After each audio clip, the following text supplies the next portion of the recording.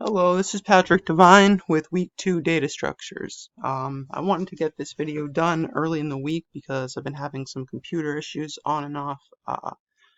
So this week we had to make a program using Euclid's algorithm, which Euclid was a mathematician, and he came up with this algorithm that would find the greatest common divisor between two integers using this pattern where you would divide x by y.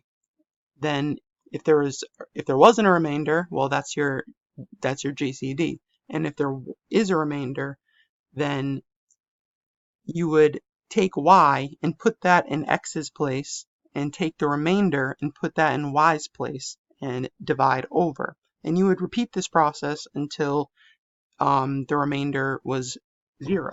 So what we did here is pretty much exactly that. We used x and y, and we set it up so that you would want x to be less than y. Now,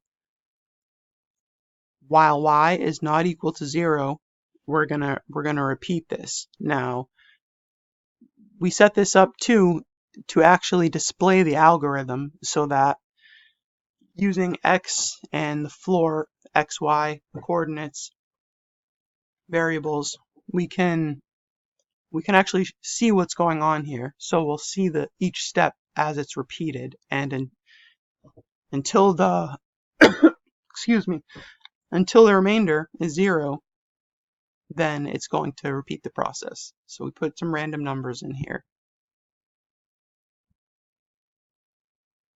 and as you can see, it displayed the actual Euclid's algorithm, the math formula, as it goes down line by line for these 3 different sets of numbers. And that's pretty much it for this week, so I'm going to cut this short.